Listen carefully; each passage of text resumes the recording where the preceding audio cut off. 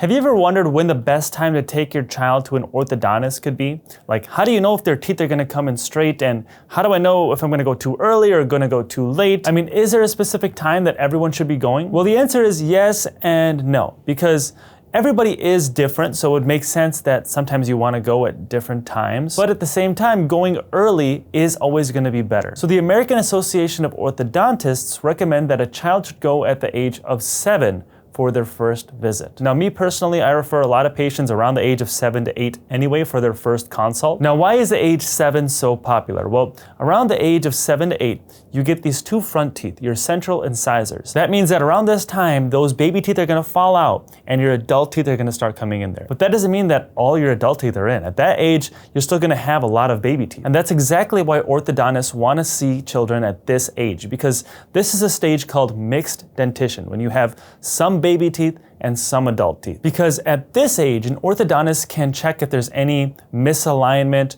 or any signs of a crossbite or any signs of crowding starting. And it's a lot easier to correct these things at this age versus when you wait too long. You might think that this is way too young and you want to wait till their adult teeth all come in because that's when you want to straighten everything. But the thing is that at this age, the jaw is still growing, and that means that you can still manipulate it. For example, if you have a small jaw, you're gonna be more likely to have a crossbite, you're gonna have crowded teeth, and your teeth are gonna have a hard time coming in the right place.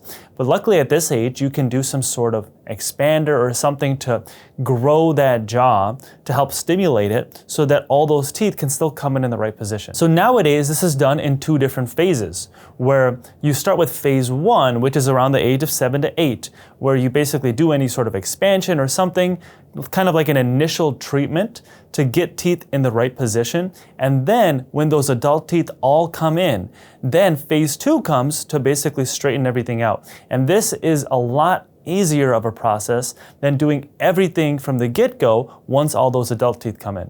It might seem harder to do it in two different stages, but it actually makes things a lot easier. And the problem with waiting till 13 or 14 is, yeah, all those adult teeth are in, but the jaw is done growing. You have this suture in your palate, in the roof of your mouth, that is basically open and able to expand before you're hitting puberty. But once you hit that age, that suture closes and you can no longer expand that jaw, and you're gonna have a lot harder of a time moving that jaw forward. So you're kind of limited at this point what you can do.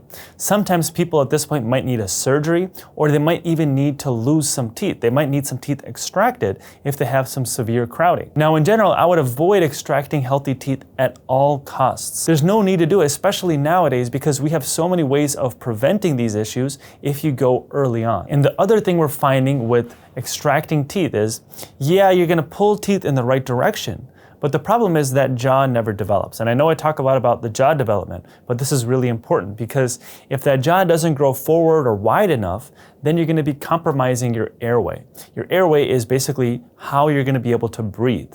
And if your jaw is really constricted and everything's pulled back, then you're gonna be a lot likely to have breathing difficulties and things like sleep apnea. And what studies show is that when you get some teeth pulled out, when you get everything pulled back to make these teeth straight, 20 years down the line, when they look at a radiograph or an x-ray of your airway or your breathing tubes, they'll see that they have shrunk and it gets a lot harder for you to breathe. And that's gonna put you at a much higher risk of having sleeping difficulties and having mental dysfunction, things like ADHD and other problems. And this is why I really emphasize going early to an orthodontist, because going early means you can catch things early and means you can avoid doing invasive procedures later on, like avoiding getting a jaw surgery and avoiding getting those teeth taken out. And it can also eliminate some of the bad dental habits, like eliminate thumb sucking and other dental habits that are making your jaw grow in weird directions. And one thing people always ask me is, isn't it more expensive to go in 2 phases? Like, I can't afford that, rather just go once.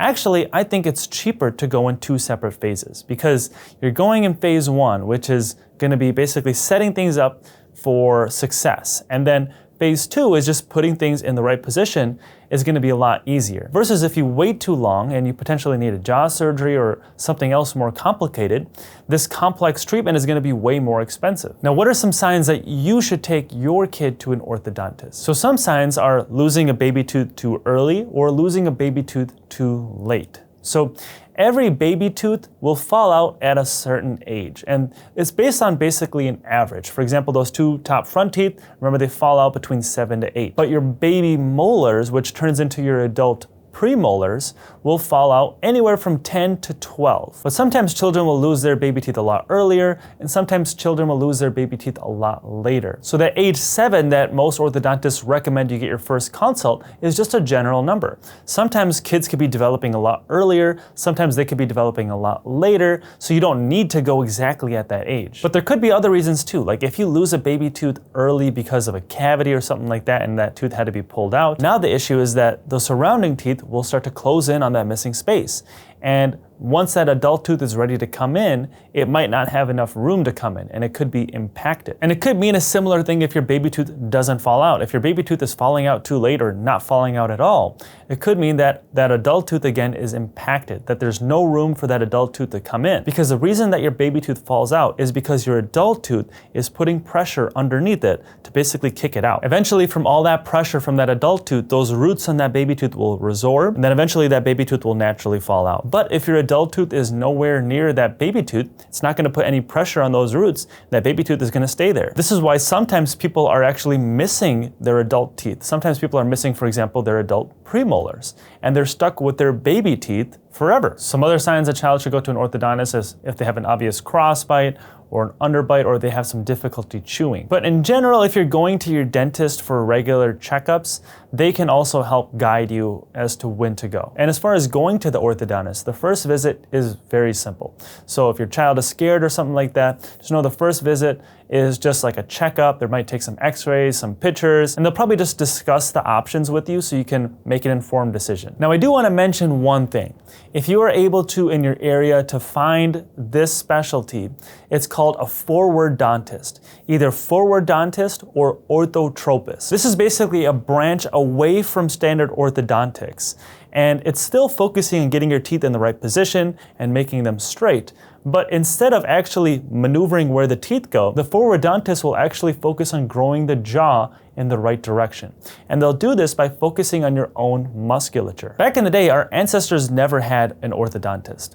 But at the same time, if you look at anthropology records, you'll see that all their teeth were straight. Even their wisdom teeth magically grew in the right position and were straight. We started needing orthodontists once our habits have changed. We started chewing less, we started breathing more out of our mouths, and our mouth posture has been open. And all of this has led to our jaws getting narrower and smaller. And as a result, since our jaws have gotten smaller, our teeth haven't had room to come in the right place. And also, a lot of times we need our wisdom teeth taken out because they also do not come in the right place. Now, I made another video kind of going into more detail on this and how our jaws have gotten smaller and some things you can do to help correct this. So I'm putting a link in the description below if you want to check that out. But basically, this forward-dontist or orthotropist will make a device that is forcing you to use your own musculature to help grow your jaw wide and forward. And this is actually how our jaw is supposed to grow.